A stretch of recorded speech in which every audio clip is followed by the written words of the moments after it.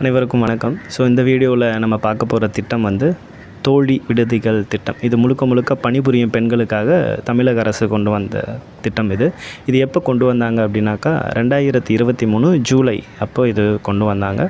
தற்போது வரை இந்த திட்டத்தின் கீழே 21 பெண்கள் விடுதி நடத்தப்பட்டு வருது.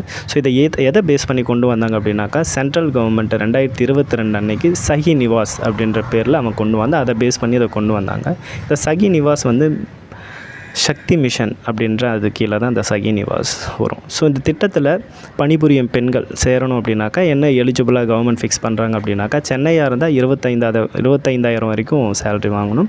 பிற இடங்களாக இருந்தாக்கா 15,000 வரைக்கும் சேலரி வாங்கினா இந்த திட்டத்தில் சேர்கிறதுக்கு அவங்க எலிஜிபிள்.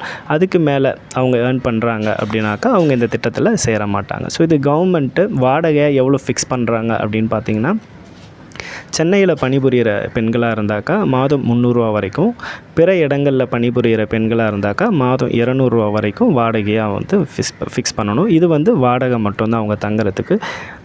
பிற கட்டணங்கள்லாம் இருக்கும், இபி, ஃபுட்டு, இந்த மாதிரி இதெல்லாம் அங்கே எத்தனை பேர் தங்கியிருக்காங்களோ அவங்களுக்குள்ள அந்த ஷேரிங் முறையில் செலுத்துகிற மாதிரி இருக்கும். இது தமிழில் பகிர்வு முறை அப்படின்னு சொல்லுவாங்க. இந்த திட்டத்தை பேஸாக சில திட்டங்களும் இருக்குது இதே இதில். அது என்ன அப்படின்னாக்கா அரண் திட்டம். இந்த அரண் திட்டம் யாருக்கானது அப்படின்னாக்கா, திருநங்கைகளுக்காக கொண்டு வரப்பட்ட திட்டம் தான் இந்த அரண் திட்டம். அதுக்கப்புறம் அன்பு குடில் திட்டம். இந்த அன்பு குடில் திட்டம் வேலைக்கு செல்கிற பெண்கள் அவங்களோட குழந்தைகளை பராமரிக்கிறதுக்காக உருவாக்கப்பட்ட திட்டம் தான் இந்த அன்பு குடில் திட்டம். இது ஷார்ட்டாக சொல்லணும்னா டே கேர் அப்படின்னும் சொல்லலாம். அன்பு சோலை திட்டம் இது முதியோர்களுக்காக கொண்டு வரப்பட்ட திட்டம். தேங்க்யூ.